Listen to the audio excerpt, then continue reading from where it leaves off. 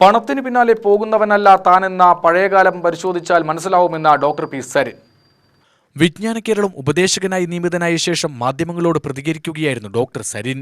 Civil service പശ്ചാത്തലമുള്ളതുകൊണ്ടാകാം തനിക്ക് പുതിയ ചുമതല നൽകിയത്. അഭിമുഖം നടത്തിയിട്ടാണ് തന്നെ നിയമിച്ചത്. തൊഴിൽ മേഖലയിൽ പുതിയ സാധ്യതകൾ കണ്ടെത്താൻ ശ്രമിക്കുമെന്നും അദ്ദേഹം പറഞ്ഞു.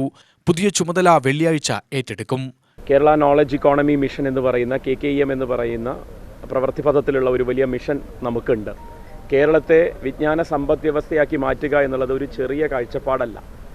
ആ കാഴ്ചപ്പാടിനനുസരിച്ച് കേരളത്തിൻ്റെ പരിതസ്ഥിതികളെ മാറ്റിയെടുക്കുക എന്നുള്ളത് അടുത്ത 10-25 വർഷത്തേക്ക് കേരളം, അടുത്തൊരു 1/4 നൂറ്റാണ്ടിലേക്ക് കേരളം ഏറ്റെടുക്കേണ്ട ഒരു ദൗത്യമാണ്.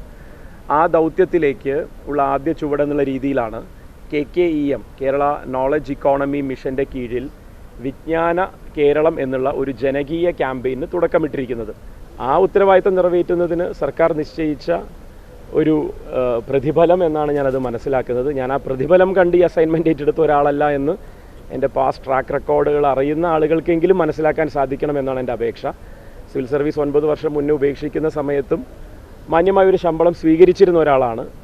ജീവിക്കാനുള്ളൊരു ശമ്പളം കൈപ്പറ്റുന്നു എന്നുള്ളതിനപ്പുറത്തേക്ക് 80,000 രൂപയെ പർവ്വതീകരിച്ച് കാണുന്നതിനോ കാണിക്കുന്നതിനോ പുറകിലുള്ള അജണ്ട സർക്കാരിൻ്റെ ഈ ഉദ്യമത്തെ വില കുറച്ച് കാണിപ്പിക്കുക എന്നുള്ളത് തന്നെയാണ്. അതെന്തായാലും 1 വർഷം കഴിയുമ്പോൾ അത്തരത്തിലായിരിക്കില്ല ജനങ്ങളുടെ വിലയിരുത്തൽ എന്ന് ഉറപ്പാക്കലാണ് ഞാൻ ഈ ദൗത്യത്തിലൂടെ ഏറ്റെടുക്കുന്ന എൻ്റേതായിട്ടുള്ളൊരു മിഷൻ.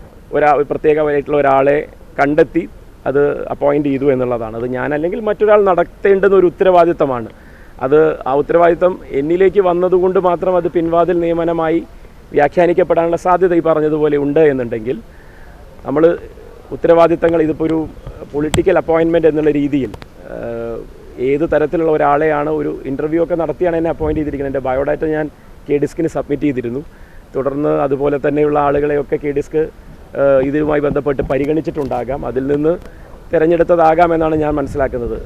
ഞാൻ അതുകൊണ്ട് തന്നെ ഈ വിഷയത്തിൽ അത്തരത്തിലുള്ള ഒരു ദുരാരോപണത്തിനുള്ള ഒരു ഇടമുണ്ട് എന്ന് ഞാൻ അറിഞ്ഞിരുന്നില്ല. അപ്പോൾ അറിഞ്ഞ സ്ഥിതിക്ക് നമുക്കത് ഈ ഉത്തരവാദിത്തത്തിനോട് നീതി പുലർത്തുന്നതിന് കൂടുതലായിട്ടുള്ള ഒരു കാരണം കൂടിയായി എന്നാണ് ഞാൻ മനസ്സിലാക്കുന്നത്.